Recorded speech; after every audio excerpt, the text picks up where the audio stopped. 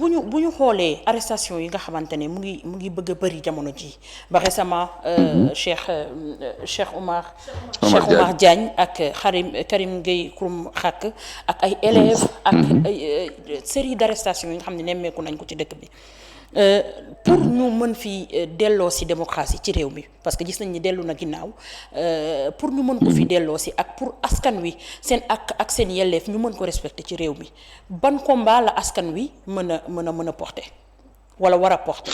le premier combat à porter.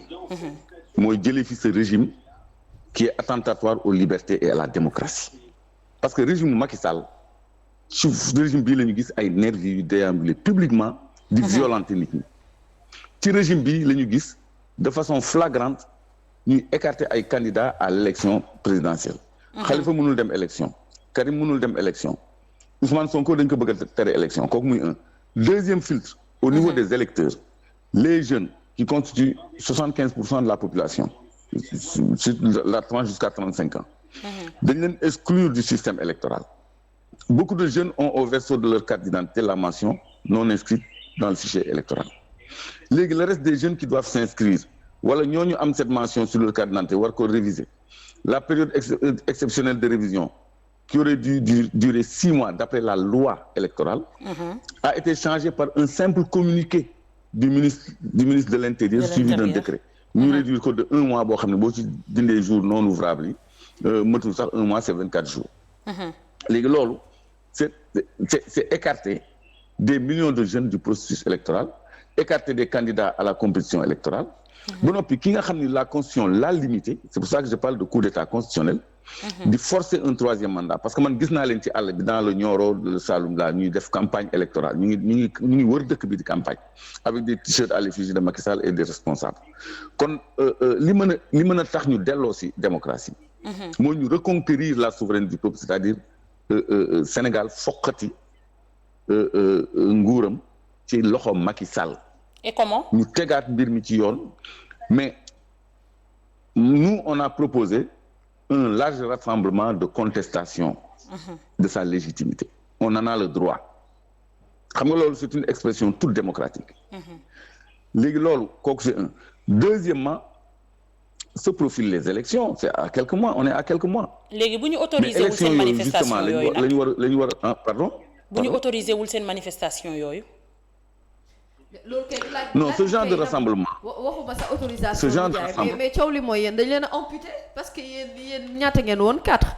ñaar ñi téye dañu leen. ñaar ñee fi des non naka ngeen di defee seen rassemblement. xam nga lan mooy erreur bi xam nga lan mooy erreur bi. c'est-à-dire l'erreur c'est de ne voir que ceux qui sont devant les responsables. erreur boobu la Macky Sall di def ak Ousmane Sonko moom il ne voit que Ousmane Sonko. Ousmane Sonko dinaa ko def nii mais gisul ces millions de personnes qui sont derrière Ousmane Sonko ñi ko yaakaar.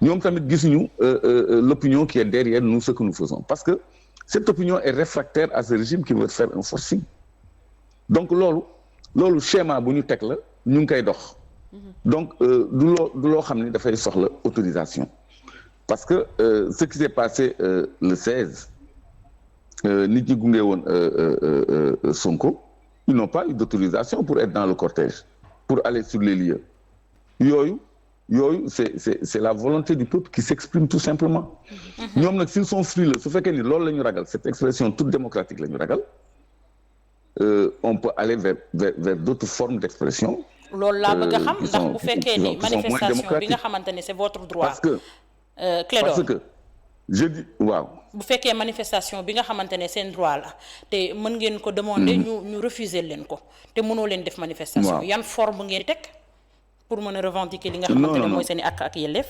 non la même forme c'est-à-dire ñun on est au régime de la déclaration. ñun nañu déclarer rek bu ñu déclarer su fekkee ni ñoom nangu ñu bàyyi xam nga ils vont se déployer partout. mais bu boobaa ce sera la volonté du peuple contre la volonté du ministre de l'Intérieur ou bien du préfet ou du gouverneur. D'accord. Regarde ce qui s'est passé à Touba. Un simple préfet a semé la pagaille là-bas par un arrêté fallacieux. Il vise l'article 96 dugal ci loo xam ne nekku ci interdire benn manifestation boo xam ne c'est une manifestation légale qui aurait dû être autorisée en démocratie. Tu violes la loi, tu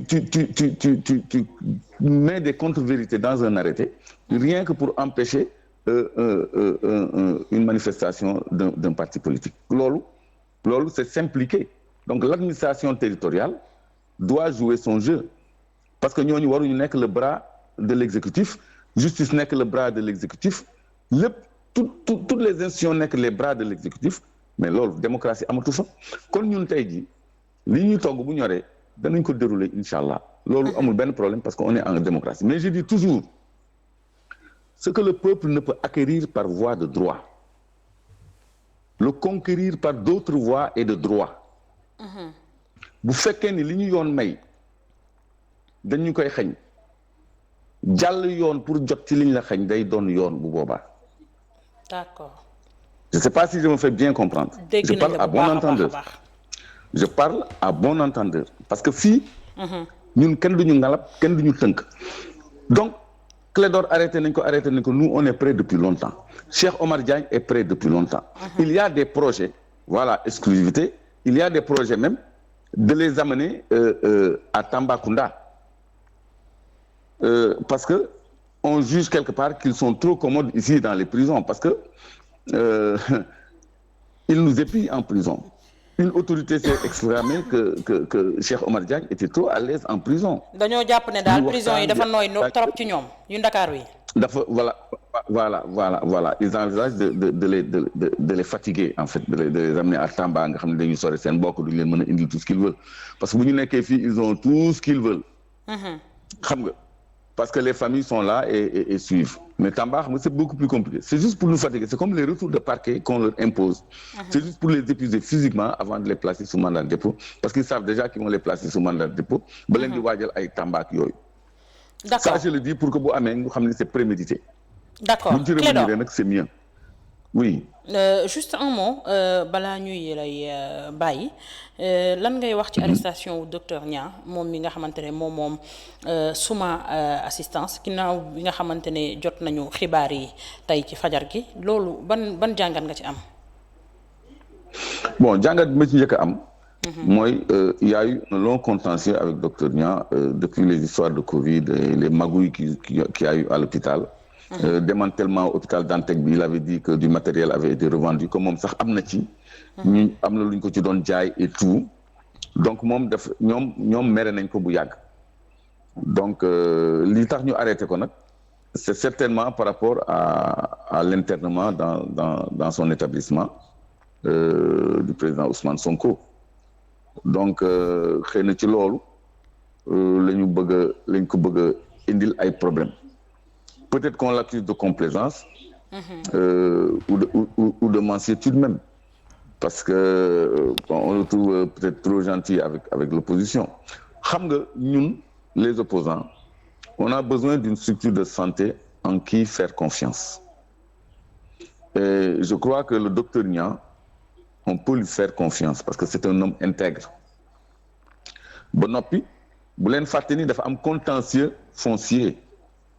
Ak Farba Ngom a voulu aménager sur son terrain, il l'a dégagé, il l'a déguerpi de force sur le front de mer. Xam nga ndax yëgoon ngeen histoire boobu mu déet.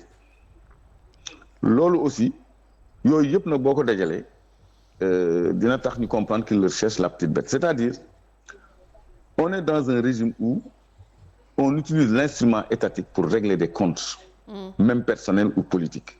Te loolu lu ñaaw la ci dëkk boo xam ne démocratie la mës a lamboo donc docteur Niang man xaw ma lan lañ ko mën a reprocher mais son arrestation avait même été prédite ñëpp xamoon nañ ni c'est le prochain sur la liste.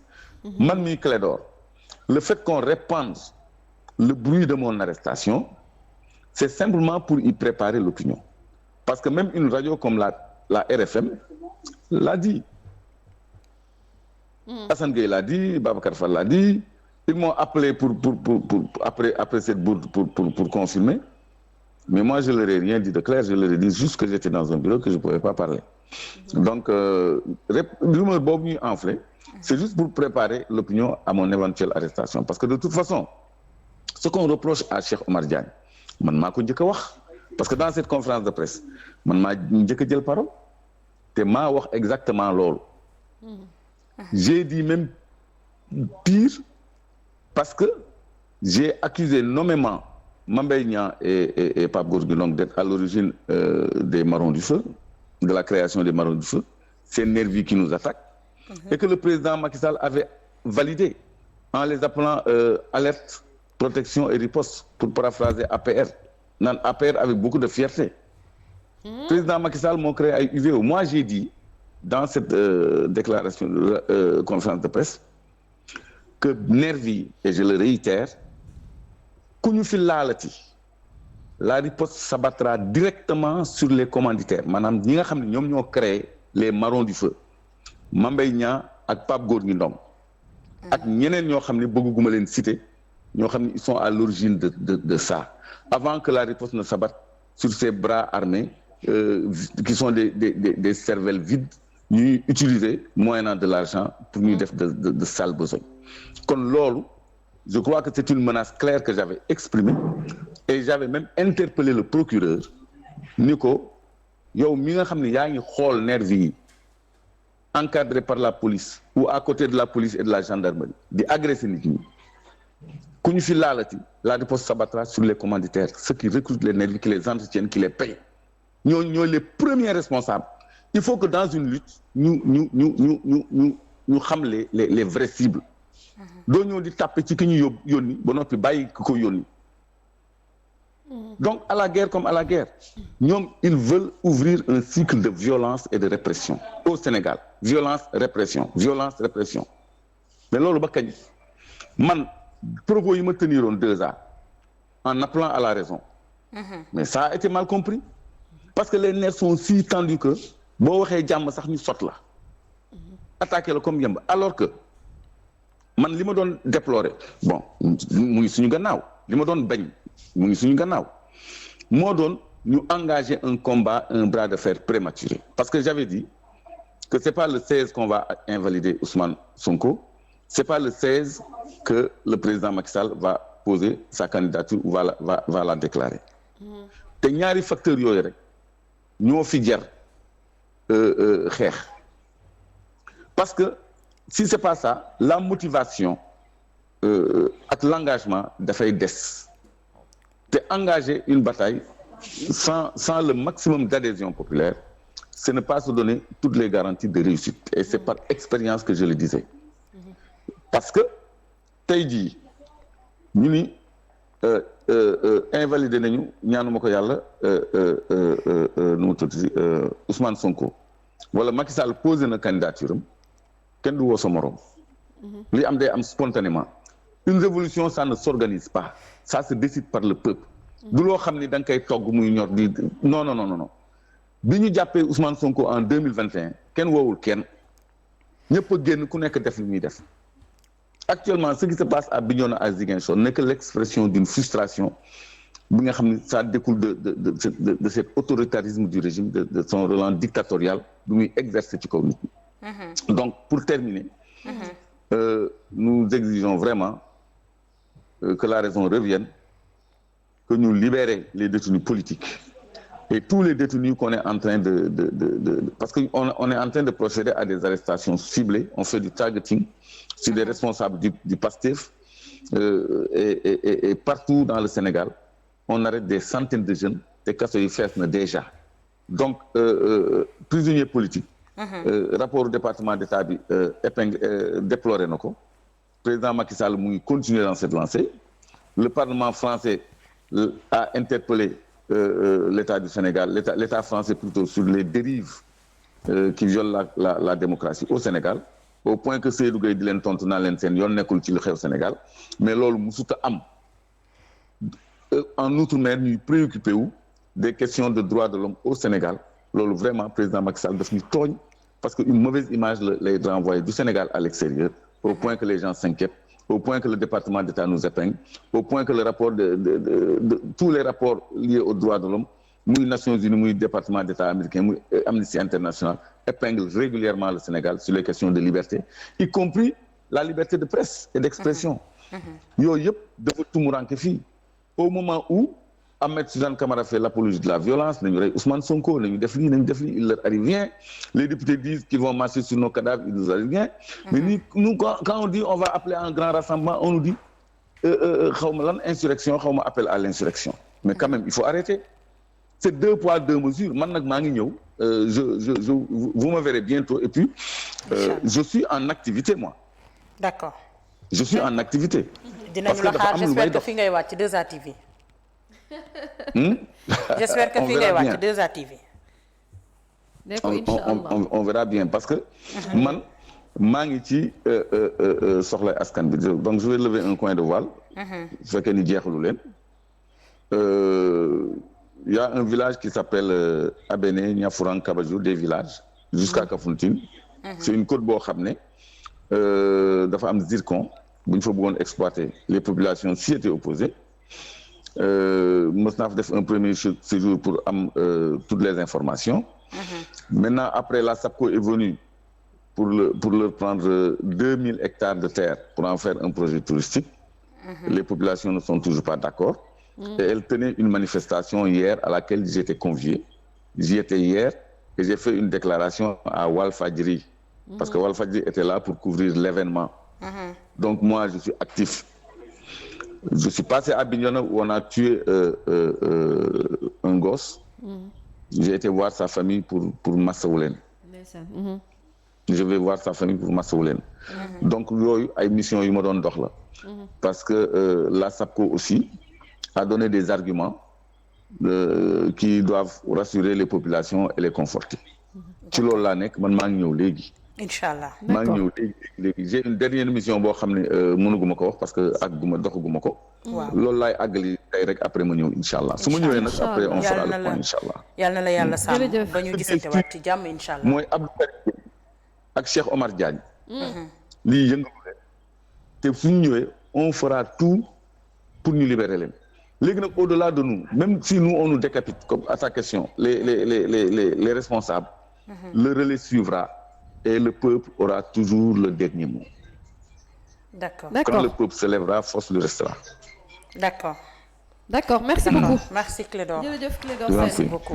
dëgg yàlla wax na dëgg de.